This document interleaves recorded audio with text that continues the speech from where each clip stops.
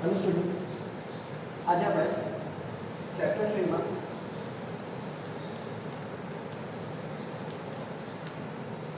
Topic 3.11 विद्युत कोष EMF અને આંતરિક અવરોધ વિશે માહિતી મેળવીશું.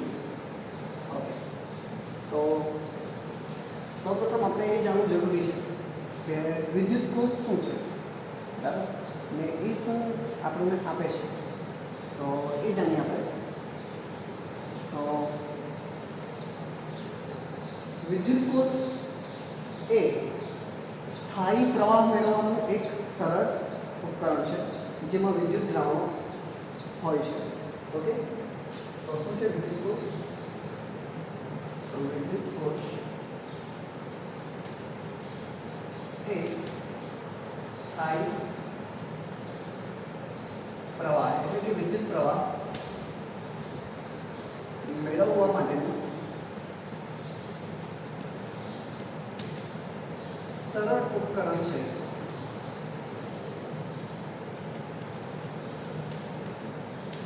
ઓકે, એમાં સાદામાં સાદો વિદ્યુત કોષ એ એક વિદ્યુત દ્રાવણ ભરેલું પાત્ર હોય અને તેની અંદર ધન અને ઋણ ઇલેક્ટ્રોડને ડુબાડવામાં આવેલા હોય, અંશતઃ ડુબાડવામાં આવેલા હોય છે. ઓકે, નાવ તો વિદ્યુત કોષ વિશે તમે ઘણા વિદ્યુત કોષો જોયા હશો કે જેમ કે આપણે જે વ્યવહારુ લાઈફમાં લઈએ છીએ તો ઉદાહરણ તરીકે એમાં બેટરીના સેલ હોય છે. ઓકે, પછી ઘડિયાળના પણ સેલ, તેમજ ટીવીના જે રિમોટ હોય છે એના સેલ પણ લઈ શકાય. તેમજ આપણે ઘણીવાર ઇલેક્ટ્રોડના એટલે કે અમુક વિદ્યુત દ્રાવણો હોય તો તેની અંદર વિદ્યુત દ્રાવણમાં ધારો કે H2SO4 લઈએ અથવા તો PbNO3 લઈએ, CuSO4 લઈએ, તો ઘણા વિદ્યુત દ્રાવણો હોય ને એની અંદર આપણે ઇલેક્ટ્રોડ ડુબાડેલા હોય છે, એટલે કે બે અલગ અલગ ધાતુની પ્લેટ ડુબાડેલી હોય છે. ઓકે, ના તો વિદ્યુત કોષ શું છે? તો વિદ્યુત કોષ એ સ્થાયી પ્રવાહ મેળવવા માટેનું એક સરળ ઉપકરણ છે. ઓકે, ના તો એમાં શું કરેલું હોય તો જાણીએ આપણે કે એક પાત્ર હોય છે તેમાં વિદ્યુત દ્રાવણ હોય છે અને તેની અંદર ઇલેક્ટ્રોડ્સ ડુબાડેલા હોય, અંશતઃ ડુબાડેલા હોય છે. પણ ધ્યાન રહે કે આ જે ઇલેક્ટ્રોડ્સ હોય છે એ અલગ અલગ ધાતુના હોય છે, બરાબર, સેમ ધાતુના હોતા નથી. ઓકે, વધુમાં આપણે એ પણ જાણીએ છીએ કે આ જે વિદ્યુત દ્રાવણો હોય છે, બરાબર, એમાં જે રાસાયણિક પ્રક્રિયા થવાથી ધન આયનો અને ઋણ આયનો ઉત્પન્ન થશે. એ ધન આયનો અને ઋણ આયનના કારણે શું થશે? આ ઇલેક્ટ્રોડ તરફ વિદ્યુત બળનો વિનિમય થાય છે, બરાબર, એટલે કે આ દ્રાવણની અંદર પણ વિદ્યુત પ્રવાહ પસાર થશે. તો જે ધન ઇલેક્ટ્રોડ છે એટલે કે ધન ધ્રુવ છે એ ઋણ આયનને પોતાની તરફ ખેંચશે અને જે ઋણ ઇલેક્ટ્રોડ છે એ પોતાની તરફ ધન આયનને ખેંચશે. ક્લિયર? ઓકે, તો આ છે વિદ્યુત કોષ. તો સિમ્પલ આપણે વ્યાખ્યા યાદ રાખવાની છે કે વિદ્યુત કોષ એ સ્થાયી પ્રવાહ મેળવવા માટેનું એક સરળ ઉપકરણ છે. ઓકે, જેની અંદર આપણે વિદ્યુત દ્રાવણો અને ઇલેક્ટ્રોડને અંશતઃ ડુબાડેલા હોય છે ને જેમાં તમે ઘણા ઉદાહરણો આપી શકો છો. ઓકે, સૂકો કોષ કે પછી બેટરીના સેલ. ઓકે, પરંતુ હા, એક વસ્તુ ધ્યાન રાખી કે આપણે જે ઘરની જે ઇલેક્ટ્રિસિટી છે, બરાબર, ઇન્વર્ટર સિવાયના જે ઇલેક્ટ્રિસિટી છે એ આપણે બેટરી કે વિદ્યુત કોષમાંથી મેળવતા નથી. ઓકે, ના આગળ જોઈએ તો તમે જોઈ શકો છો કે આ જે પિંક ઇલેક્ટ્રોડ છે, બરાબર, જેને મેં બ્લુ કલરથી બતાવ્યો છે અને તેને અંશતઃ દ્રાવણમાં ડુબાડવામાં આવ્યો છે અને દ્રાવણની અંદર એક E બિંદુ છે, બરાબર. તો આ જે P ઇલેક્ટ્રોડ છે અને E બિંદુ છે ત્યાં વિદ્યુત સ્થિતિમાનનો તફાવત છે, બરાબર. તો એ વિદ્યુત સ્થિતિમાનનો તફાવત કેટલો છે? તો P આગળ એ બિંદુ આગળ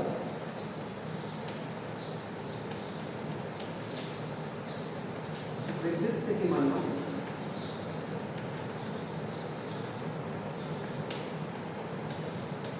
તફાવત. તો એ બિંદુ આગળ વિદ્યુત સ્થિતિમાનનો તફાવત, તો અહીંયા તમે જોઈ શકો છો કે ધન ઇલેક્ટ્રોન છે તો ત્યાં વિદ્યુત સ્થિતિમાનનો તફાવત V+ છે. Okay, obviously V+ is greater than V. Okay, એટલે કે ધન પોટેન્શિયલ ડિફરન્સ ધરાવે છે આ વિભાગ, મતલબમાં P અને A વચ્ચેનો વિદ્યુત સ્થિતિમાનનો તફાવત, અને એ પણ લખી શકાય કે P અને એ બિંદુ આગળ વિદ્યુત સ્થિતિમાનનો તફાવત. ઓકે, તેવી જ રીતે તમે જોઈ શકો છો કે બીજો એક ધ્રુવ છે એટલે ઇલેક્ટ્રોન છે, ઋણ ધ્રુવ, એની સાથે એક બિંદુ છે દ્રાવણનો B છે. તો B બિંદુ આગળ એટલે કે N અને B બિંદુ વચ્ચે જે વિદ્યુત સ્થિતિમાનનો તફાવત છે એ આપણે લઈશું ઋણ વિદ્યુત સ્થિતિમાન લઈશું. તમે જોઈ શકો છો કે ઇલેક્ટ્રોન ઋણ છે એટલે કે ઋણ વિદ્યુત ધ્રુવ છે. ઓકે, અને B બિંદુ અને આ જે ઋણ ઇલેક્ટ્રોન છે એ વચ્ચેનું વિદ્યુત સ્થિતિમાન, ઓકે, હવે આપણે નેગેટિવ V લઈશું. અને તમે જોઈ શકો છો કે એ વિદ્યુત સ્થિતિમાન ઋણ છે એટલે એ લેસ ધેન 0 છે. ઓકે, ના હવે જોઈએ એક વસ્તુ ક્લિયર છે કે જ્યારે પણ આ જે પરિપથ છે બરાબર એ સંપૂર્ણ બંધ નથી એટલે કે ક્લોઝ સર્કિટ નથી, તો પરિપથમાંથી જ્યારે વિદ્યુત પ્રવાહ ના વહેતો હોય, મેં શું કહેવા માંગુ છું, પરિપથમાંથી જ્યારે વિદ્યુત પ્રવાહ વહેતો નથી ત્યારે તમે જોઈ શકો છો કે ઓબ્વિયસલી દ્રાવણમાં પણ બધા બિંદુએ વિદ્યુત સ્થિતિમાન કેવું હશે? શૂન્ય હશે. એટલે સોરી, વિદ્યુત સ્થિતિમાનનો તફાવત શૂન્ય હશે, અને વિદ્યુત સ્થિતિમાન કેવું હશે? સરખું હશે. એટલે કે અંદરની બાજુ દ્રાવણમાં વિદ્યુત સ્થિતિમાનનો તફાવત શૂન્ય, એટલે કે બધે દ્રાવણના અંદરના ભાગમાં બધા બિંદુએ વિદ્યુત સ્થિતિમાનનો તફાવત શૂન્ય હશે, એટલે કે વિદ્યુત સ્થિતિમાન સરખું હશે. ને એ કિસ્સામાં જ્યારે વિદ્યુત પ્રવાહ વહેતો નથી સર્કિટમાંથી ત્યારે તમારે શું P અને N વચ્ચેનો વિદ્યુત સ્થિતિમાનનો તફાવત જોતો હોય તો આપણે ત્યારે તો I બરાબર 0 હોય એટલે કે વિદ્યુત પ્રવાહ પસાર ન થતો હોય ત્યારે આપણને વિદ્યુત સ્થિતિમાનનો તફાવત જોઈએ છે ત્યાં P અને N બિંદુ વચ્ચે. તો ઓબ્વિયસલી ત્યારે આપણે P અને N વચ્ચે વિદ્યુત સ્થિતિમાનનો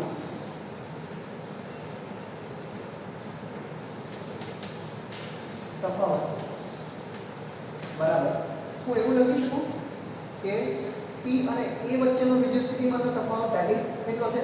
V+. ઓકે, અને P અને N વચ્ચેનો મને વિદ્યુત સ્થિતિમાનનો તફાવત જોઈએ છે, ખાસ ધ્યાન દો. તો P અને A વચ્ચેનો વિદ્યુત સ્થિતિમાનનો તફાવત ઓછા B અને N વચ્ચેનો વિદ્યુત સ્થિતિમાનનો તફાવત લઈશું. તો ઓબ્વિયસલી B અને N વચ્ચેનો વિદ્યુત સ્થિતિમાનનો તફાવત એ ઋણ છે, લેસ ધેન 0 છે, તો -V- આવશે. ઓકે, નાઉ હું આને આ રીતે લખી શકું કે V+ V-. ઓકે, તો ખાસ ધ્યાન રાખો કે જ્યારે પરિપથમાંથી વિદ્યુત પ્રવાહ વહેતો નથી એટલે કે કરંટ I = 0 હોય ત્યારે V+ + V- એ જ એનું શું થશે? EMF થશે. શું થશે? EMF થશે. ઓકે, ફરી એકવાર રિપીટ કરું છું કે જ્યારે પરિપથમાંથી વિદ્યુત પ્રવાહ પસાર થતો નથી, ઓકે, ત્યારે દ્રાવણની અંદરના ભાગમાં વિદ્યુત સ્થિતિમાનનો તફાવત જે છે એ શૂન્ય છે, એટલે કે દરેક બિંદુએ વિદ્યુત સ્થિતિમાન સરખું છે. ઓકે, દ્રાવણની અંદર ઓબ્વિયસલી વિદ્યુત પ્રવાહ પસાર ન થતો હોય એનું કારણ શું હોય? કે વિદ્યુત સ્થિતિમાન સરખું હોય છે, બરાબર ને? વિદ્યુત પ્રવાહ વહેવા માટે વિદ્યુત સ્થિતિમાનનો તફાવત જરૂરી છે ને, ઓબ્વિયસ છે, આપણે જાણીએ છીએ. ઓકે, તો એ કિસ્સામાં તમારે જો P અને N વચ્ચે વિદ્યુત સ્થિતિમાન જોતો હોય, વિદ્યુત સ્થિતિમાનનો તફાવત જોતો હોય તો ઓબ્વિયસલી મારે P અને A વચ્ચેનો વિદ્યુત સ્થિતિમાનનો તફાવત લેવો પડે, તેમજ N અને B વચ્ચેનો વિદ્યુત સ્થિતિમાનનો તફાવત લેવો પડે, અને આ દ્રાવણના આ ભાગનો પણ વિદ્યુત સ્થિતિમાનનો તફાવત લેવો પડે. પણ તમે જોઈ શકો છો કે દ્રાવણના બધી જગ્યાએ વિદ્યુત સ્થિતિમાન કેવું છે? સરખું છે. એટલે આ ભાગનો વિદ્યુત સ્થિતિમાનનો તફાવત કેવો હશે? શૂન્ય હશે. ક્યારે? જ્યારે I = 0 હશે ત્યારે. તો કયો વિદ્યુત સ્થિતિમાન આવશે? તો P અને N વચ્ચે જો વિદ્યુત સ્થિતિમાનનો તફાવત જોતો હોય તો તમારે A આગળનો વિદ્યુત સ્થિતિમાન ઓછા B આગળનું, એટલે કે N અને B આગળનું વિદ્યુત સ્થિતિમાનનો તફાવત લેવા પડશે. તો V plus minus of V minus થશે. સો એને શું કહેવાશે? બેટરીનું EMF. ઓકે, નાવ હવે તમે જોઈ શકો છો કે આ ક્યારની કન્ડિશન છે જ્યારે વિદ્યુત પ્રવાહ પસાર થતો નથી ત્યારની કન્ડિશન છે. હવે શું કરું છું? હવે સડનલી એવું વિચારો કે અહીં મેં જે અવરોધ છે R એને ઇન્ટ્રોડ્યુસ કર્યો છે, એટલે કે પરિપથમાં મેં અવરોધ R જોડ્યો છે. ઓકે,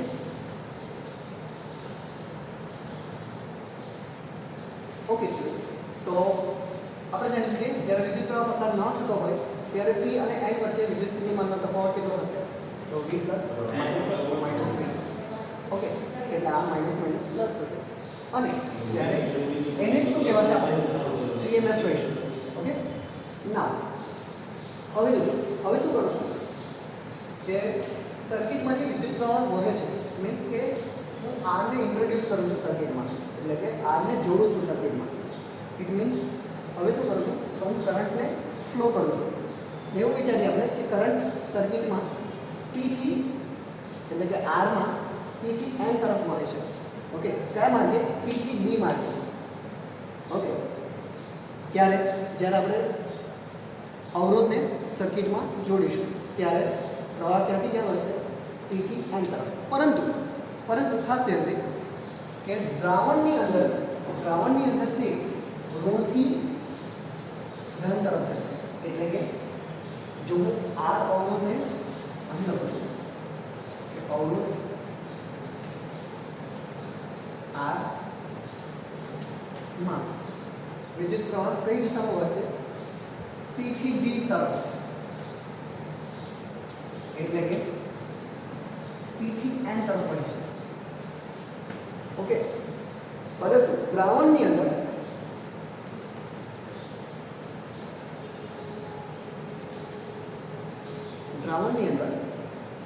જે વિદ્યુત પ્રવાહ છે એ ક્યાંથી ક્યાં વહેશે? તો N થી P તરફ વહેશે. ઓકે, તો એ વહેશે N થી P તરફ. ઓકે, ના આગળ વધીએ આપણે થોડું. તો હવે એક વસ્તુ ક્લિયર છે કે જ્યારે તમે વિદ્યુત પ્રવાહ વહેલાવશો પરિપથમાંથી ત્યારે ઓબ્વિયસલી દ્રાવણમાંથી પણ કંઈક વિદ્યુત પ્રવાહ વહેવાનો ને. ઓકે, દ્રાવણમાંથી પણ વિદ્યુત પ્રવાહ વહેશે. પાછું રિપીટ કરું છું કે જ્યારે તમે પરિપથમાંથી વિદ્યુત પ્રવાહ પસાર કરો છો ત્યારે દ્રાવણમાંથી પણ વિદ્યુત પ્રવાહ પસાર થાય છે. ઓકે, તો દ્રાવણમાં પણ કંઈક અવરોધ રહેલો હોય ને. ઓબ્વિયસ છે કે ઝીરો રેઝિસ્ટન્સ, એટલે કે શૂન્ય અવરોધવાળી વસ્તુ એ ઓછી શક્ય છે. તો શક્ય જ નથી બની ત્યાં સુધી, આઈડિયલ વસ્તુ શક્ય નથી. તો આપણે જ્યારે વિદ્યુત પ્રવાહ વહેલાવશું પરિપથમાંથી તો એ વિદ્યુત પ્રવાહ દ્રાવણમાંથી પણ પસાર થશે. ઓકે, તો દ્રાવણમાંથી પસાર થતા વિદ્યુત આયનોને એક અવરોધ નડશે. બરાબર, એક પરિમિત અવરોધ નડશે. જ્યારે દ્રાવણમાંથી વિદ્યુત પ્રવાહ વહે છે ત્યારે શું થાય છે? દ્રાવણમાં પરિમિત અવરોધ ઉદ્ભવે છે. પરિમિત એટલે કે જાણીતા વેલ્યુવાળો અવરોધ ઉદ્ભવે છે. બરાબર, અને એ જ અવરોધને શું કહેવાય? આંતરિક અવરોધ. શું કહેવાશે? ઓકે, આંતરિક અવરોધ. એટલે કે વિદ્યુત કોષ કે બેટરી જે કંઈ પણ હોય એની અંદરનો જે કોષ હોય એને શું કહેવાય? આંતરિક કોષ કહેવાય. અને કે એ ક્યારે ઉદ્ભવશે? જ્યારે વિદ્યુત પ્રવાહ દ્રાવણમાંથી પસાર થશે ત્યારે. ઓકે, તો આ બાહ્ય અવરોધ છે. ઓકે, ના હવે અહીં લખું છું બધું.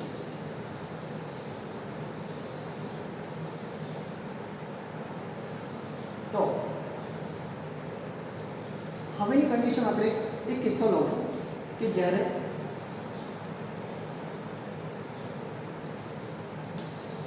I is equal to 0 હોય ત્યારે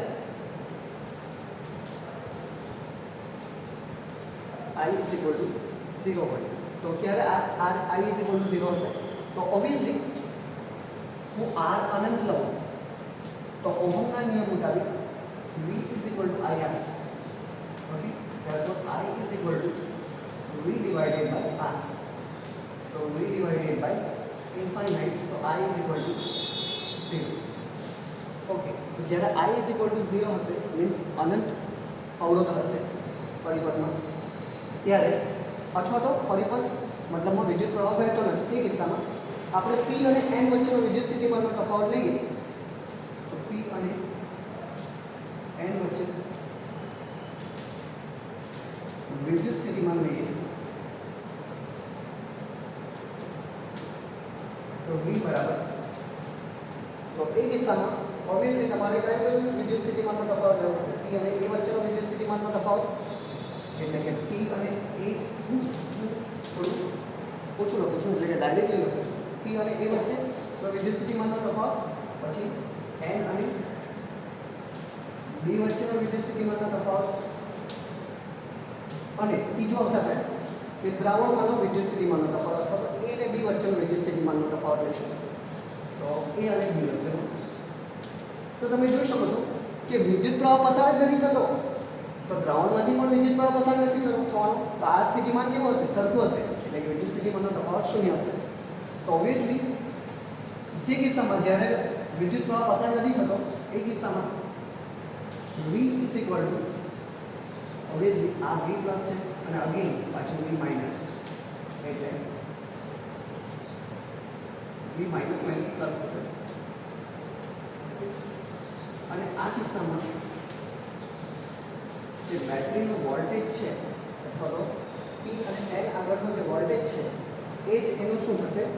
EMF થશે. હા, હવે એક વસ્તુ બીજું કે EMF એને ગુજરાતીમાં બોલાય છે વિદ્યુત ચાલક બળ, બરાબર? એને ઇંગ્લિશમાં બોલાય છે ઇલેક્ટ્રોમોટિવ ફોર્સ. શું બોલાય છે? EMF એટલે ઇલેક્ટ્રોમોટિવ ફોર્સ.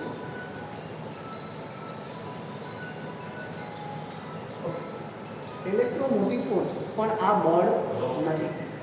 આ બળ નથી તો શું છે? એ વિદ્યુત સ્થિતિમાનનો તફાવત છે. ખાસ ધ્યાન રાખીએ. ઓકે, ના હું થોડોક પાર્ટ રબ કરું છું તો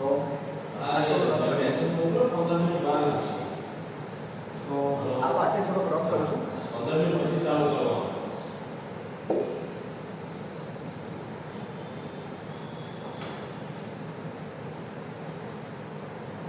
ના, આ કયો કિસ્સો લીધો તો આપણે જ્યારે વિદ્યુત પ્રવાહ 0 છે તે કિસ્સો. હવે હું એવું વિચારું છું કે વિદ્યુત પ્રવાહ સર્કિટમાંથી વહે છે એટલે કે I is not equal to 0. Okay, ના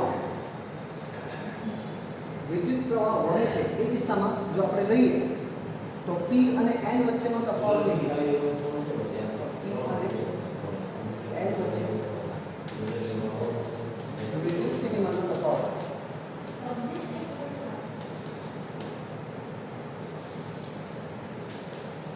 બરાબર.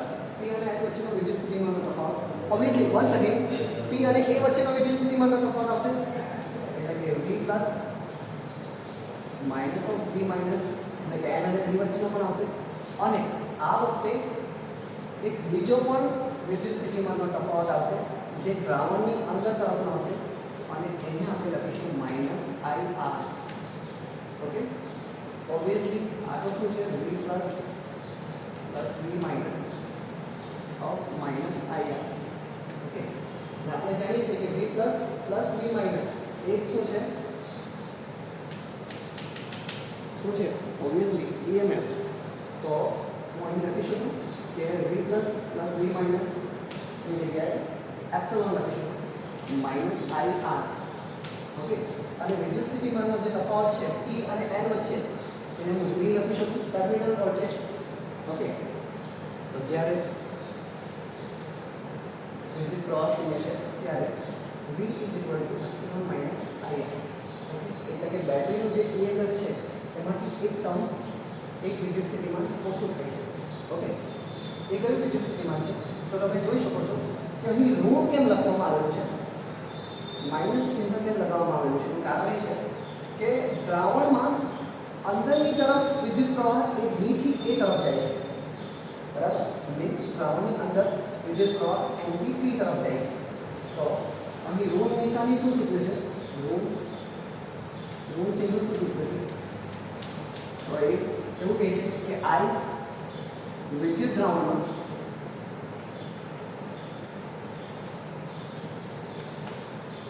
N થી P તરફ જાય છે.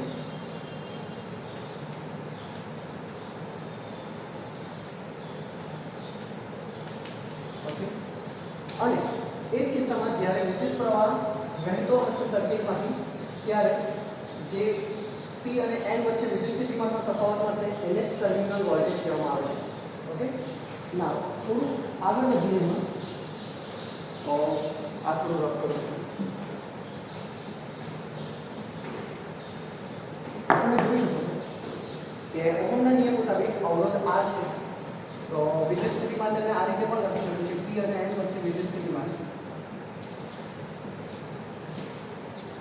V બરાબર IR. ઓકે. જો આને સમીકરણ નંબર 1 આપું અને આને સમીકરણ નંબર 2 આપું, તો સમીકરણ 1 અને 2 પરથી તમે V ની જગ્યાએ IR એપ્સિલોન માઇનસ IR લખી શકો. ઓકે. નાઉ હવે જોજો, તો IR ને આ સાઈડ પર લાવું છું એટલે આ પ્લસ થશે, which is equal to epsilon.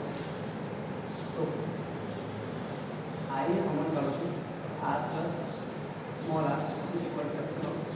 Therefore આને આ રીતે પણ લખી શકાય કે I is equal to epsilon divided by r plus small r. Okay. તો આ શું છે? નથિંગ બટ ઓહમ્સ લો, એટલે કે આ વિદ્યુત સ્થિતિમાન છે અને નીચે અવરોધ છે. ઓકે. તો આ એક અગત્યનું સૂત્ર છે જે તમને પૂછાઈ શકે છે. તો થોડુંક એમાં ચર્ચા કરીએ આગળ. તો